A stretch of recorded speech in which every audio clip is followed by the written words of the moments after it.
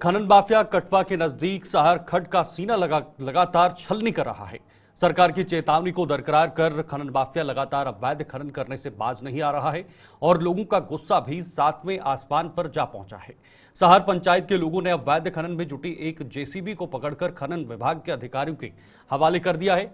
आज यह जेसीबी जैसे ही सहर खड्ड पहुंची, स्थानीय लोग वहां इकट्ठे हो गए और प्रदर्शन शुरू कर दिया। बताया जा रहा है कि जेसीबी चालक ने प्रदर्शन कर रहे लोगों को नुकसान पहुंचाने की भी कोशिश की, लेकिन लोगों ने दिलेरी का परिचय देते हुए जेसीबी को रोक दिया और खनन विभाग के अधिकारियों को सूचित कर दिया। सूचना मिलने पर अधिकारी मौके पर पहुंचे और उन्होंने इस जेसीबी को जब्त कर लिया है।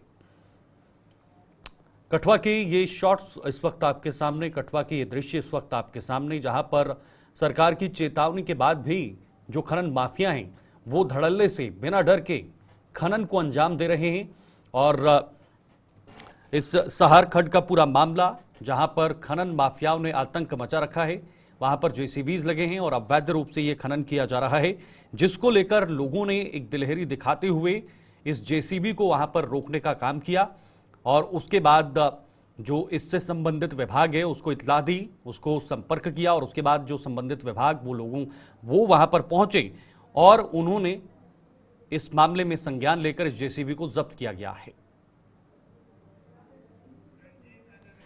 रंजीव मेहता हमारे साथ, हमारे सहयोगी इस वक्त इस खबर पर ज्यादा जानकारी के लिए जुड़े हुए हैं। रंजीव, ये एक बहुत बड़ा मामला है खनन का, ये जम्मू कश्मीर में दिन प्रतिदिन बढ़ता जा रहा है। कठवा में इस तरह के मामले, हालांकि सरकार ये कोशिश कर रही है, प्रशासन ये कोशिश कर रहे हैं और दावे भी कर रहे हैं कि हम इस तरह की चीजों पर नकेल कसेंगे, लेकिन नतीजा बिल्कुल उलट नजर आ रहा है। हाँ बिल्कुल शीतल, यहाँ पर कठुआ की बात करूं तो खनन माफिया जो है वो धड़ल्ले से यहाँ खनन के काम में लगा हुआ है और लगातार अवैध रूप से, खासकर रात और सुबह तड़के जो खनन माफिया की मशीनें हैं वो नदी नालों में उतर जाती हैं और माइनिंग मिनरल्स जितना भी माल होता है वो उठाना शुरू कर देती है।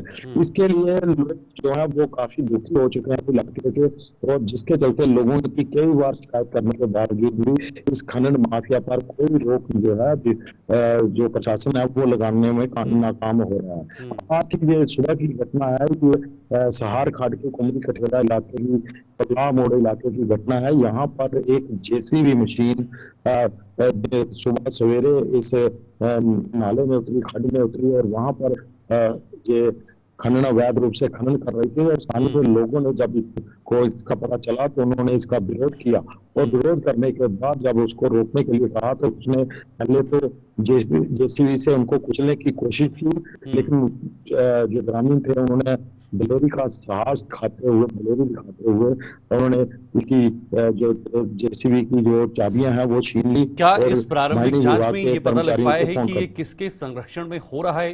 कौन इसके पीछे चेहरे हैं, कौन लोग हैं जो इस तरह से अवैध खनन को अंजाम दे रहे हैं?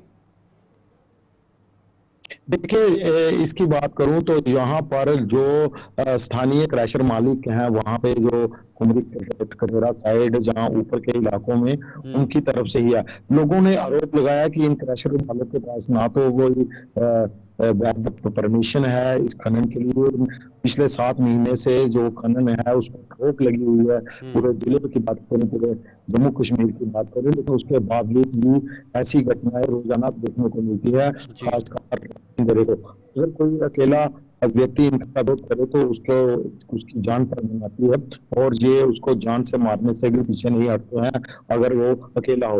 लेकिन जहाँ पर ग्रामीण वो समय रहते वहां पे पहुंच गए, उन्होंने इस जो अवैध कोशिश थी नाकाम किया उसको, और इसका अवैध माइनिंग की कोशिश को नाकाम किया और माइनिंग विभाग के अधिकारियों को इसके बारे में सूचित किया। माइनिंग विभाग के कर्मचारी वहां पर पहुंचे, उन्होंने जेसीबी को अपने कब्जे में ले लिया और बिल्कुल लेकिन रंजीव प्रशासन अगर सख्ती का दावा कर रहा है तो उसके बाद भी ये मामले लगातार सामने क्यों आ रहे हैं? बिल्कुल, डिप्टी सीएम सुरेंद्र चौधरी खुद यहाँ पे के क्रैशों पर खुद दबिश दे चुके हैं। उन्होंने हमारे गुलिस्तान के कार्यक्रम में भी जो बड़ा जम्मू कश्मीर कंक्लेव में ये बोला था कि अवैध माइनिंग को किसी तरीके से बर्दाश्त नहीं किया जाएगा। पर बाहरी लोग आकर जमाइन माफिया के लोग आकर खनन कर रहे हैं, उनके ऊपर लगाम जरूर कसी जाएगी। लेकिन कठुआ की बात करूं तो यहाँ पर इन पर लगाम लगाना प्रशासन के बस का नहीं है। इसके लिए एक बड़ी मुहिम चाहिए था, तब जाकर इन पर लगाम लगेगा। माइनिंग विभाग की बात करूं तो उनके पास जो स्टाफ है वह भी बड़ी कम मात्रा में है, जिसके चलते इस इलाके की बात करूं तो वहां पर पूरे इलाके को कवर कर पाना उनके बस की भी बात नहीं है। पुलिस और जिला प्रशासन की भी जिम्मेवारी बनती है अगर कोई इस तरह का काम करे। लेकिन ये लोग जो विरोध कर रहे हैं, इन्होंने रोक लगाए कि उन्होंने कहा कि हमारी हर जगह सेटिंग है, आप हमारा कुछ नहीं बिगाड़ सकते। तो इस तरह की बातें जब सामने आती है तो कहीं ना कहीं लोगों के साथ टकराव की स्थिति बनती है। कल को कोई माहौल खराब होता है, जहां अन्य कोई घटना होती है तो उसके लिए भी प्रशासन को देखना होगा। एक और बात ये भी प्रशासन है आएगा। रंजीव, क्या कार्रवाई करने में कोई खामी रह जाती है, कोई कमी रह जाती है जिस वजह से ये मामले निकल कर आते हैं? और प्रशासन को चाहिए कि एक मजबूत कार्रवाई हो जिससे बाकी जो अवैध रूप से खनन कर रहे हैं उन तक भी ये संदेश पहुंचे।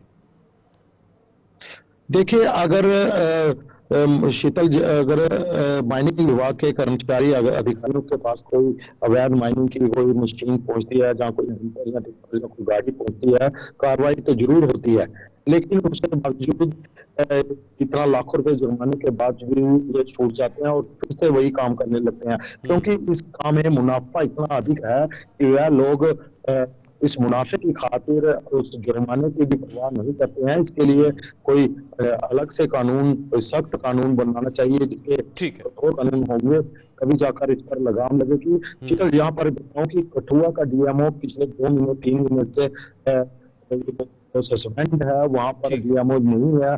जम्मू के डीएमओ को अतिरिक्त परिवार जो है डीएमओ को संभाला। लेकिन ठीक है, बहुत बहुत शुक्रिया आपका रंजीव हमारे साथ ज्वाइन होने के लिए। और रंजीव, ये खनन माफियाओं को लेकर जानकारी दे रहे थे और प्रशासन ने भले ही एक खनन माफिया पर या फिर वहां पर जो जेसीबी लगी हुई थी उस पर नकेल कसी है, लेकिन ओवरऑल जो खनन माफिया हैं वो धड़ल्ले से काम कर रहे हैं।